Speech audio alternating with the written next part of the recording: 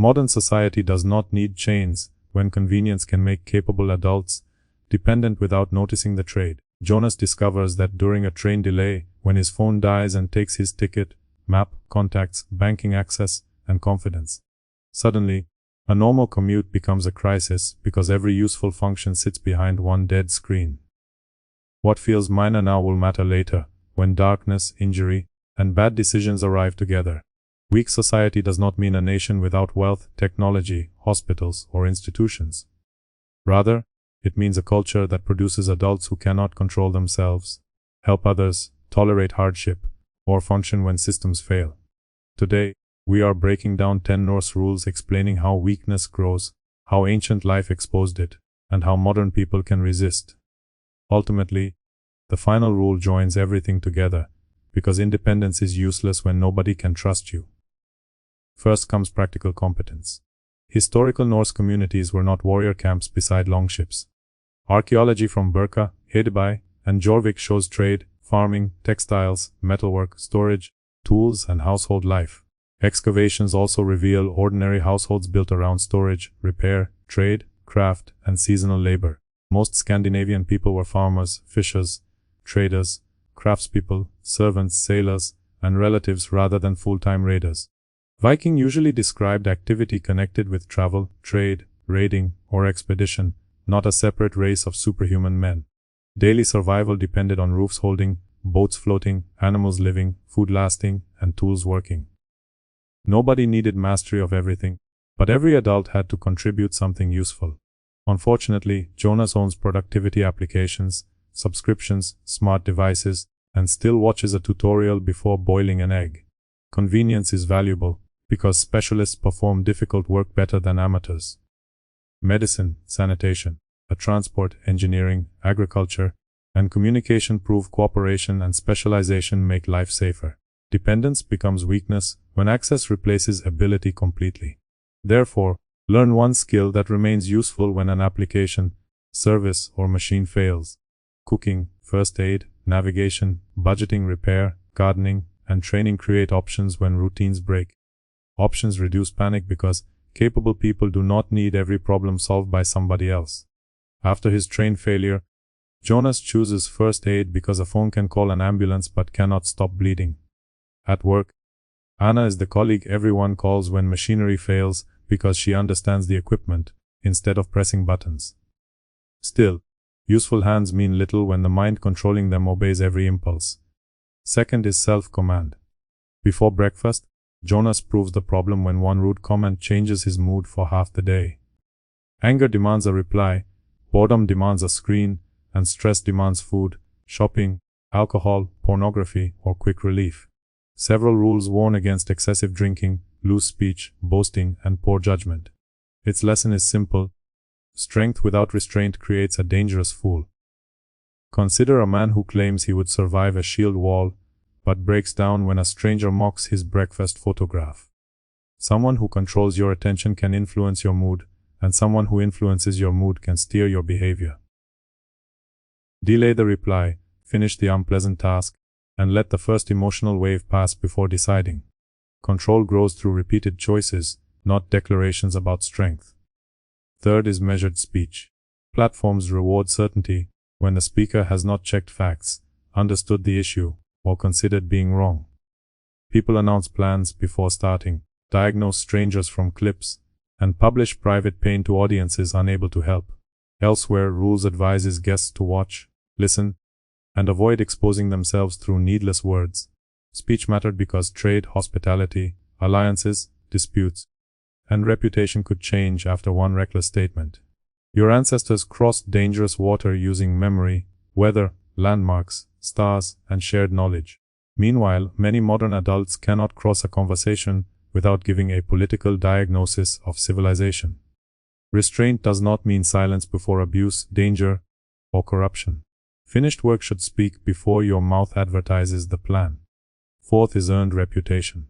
Identity can be purchased through clothes, memberships, symbols, biographies, and photographs.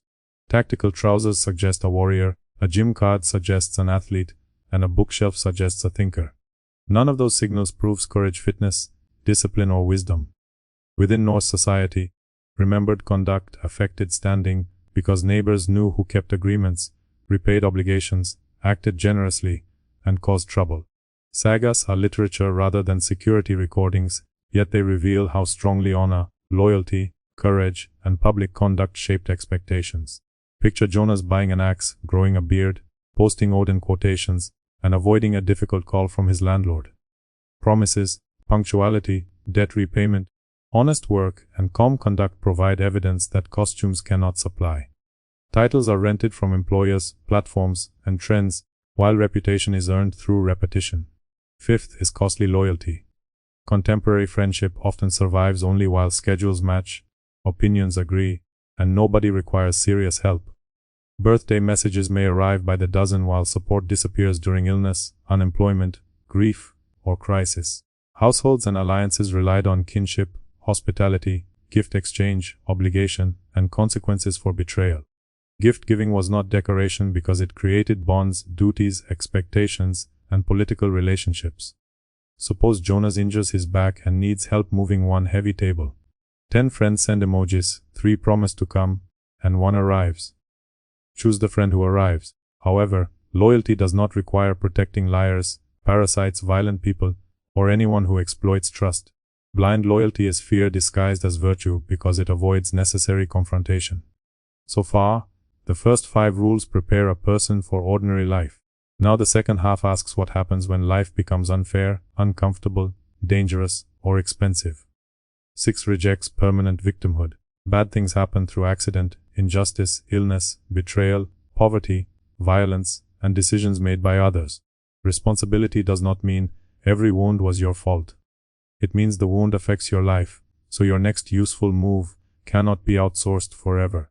Saga characters often face exile, failed alliances, injury, loss, and consequences they cannot reverse.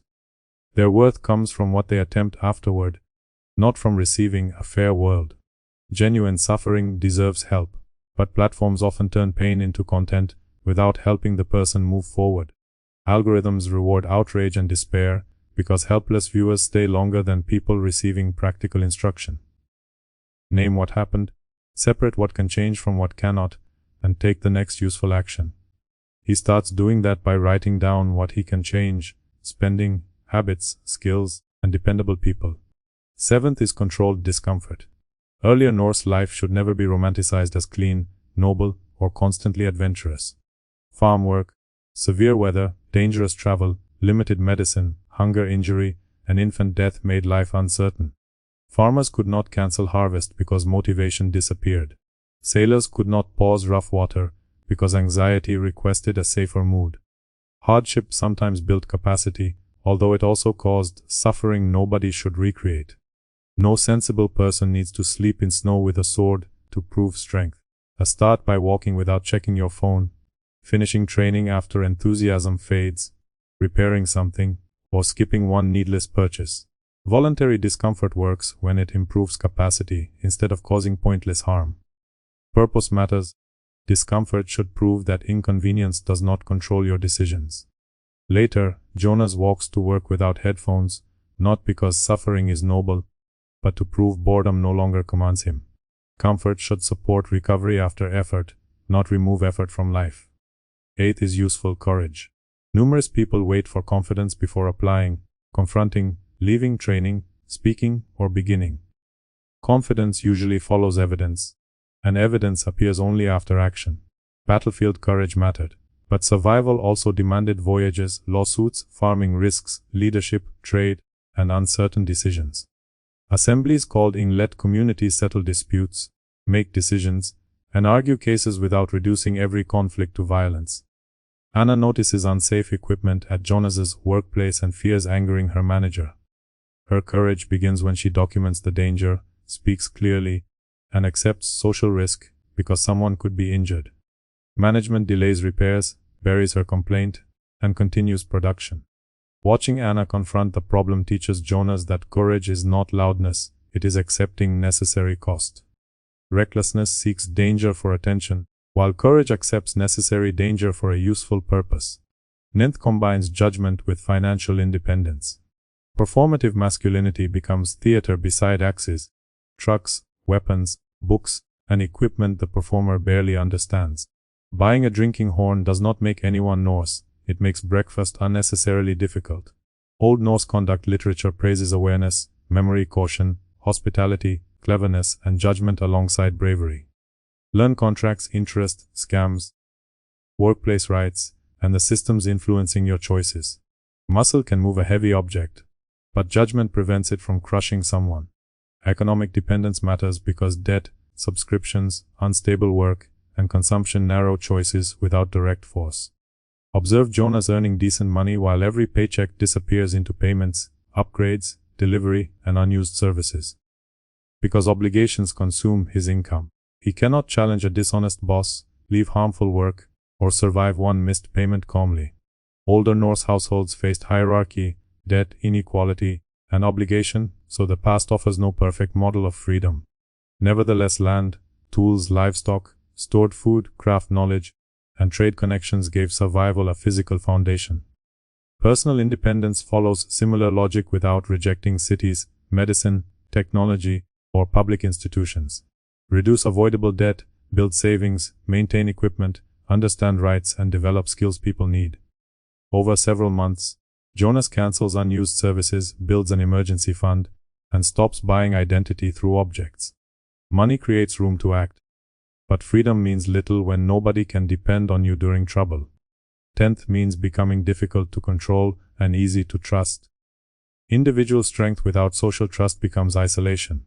Collective trust without individual competence becomes organized helplessness. During a winter blackout, one neighbor knows first aid, another checks elderly residents, somebody has tools, and someone stays calm. Nearby, another person spreads rumors online, and drains his battery, and waits for strangers to solve everything. Capable communities do not require everybody to become a Viking. As such, communities require people who contribute, share burdens, question manipulation, and recognize when institutions protect citizens or manufacture dependency. Inside the dark workshop, Anna checks the damaged machine management ignored, slips beside it, and cuts her arm badly. Instead of filming, Jonas uses first aid, controls the bleeding, calls for help, and keeps everyone calm. Nothing about that moment looks heroic. Everything about it proves the code. Practical skill creates options, self-command protects judgment, speech guards reputation, loyalty builds support, courage enables action, and wisdom prevents waste. Unrestrained skill creates danger, courage without judgment creates recklessness, independence without loyalty creates isolation, and comfort without purpose creates weakness. Real strength means becoming difficult to manipulate and easy to trust. For the next 30 days, choose one dependency and replace it with one ability. Cook instead of ordering, navigate without an application, repair instead of replacing, save instead of subscribing, or learn first aid. Technology remains a tool until dependence turns it into a leash. Cut one strand of that leash now, because survival begins long before anything collapses.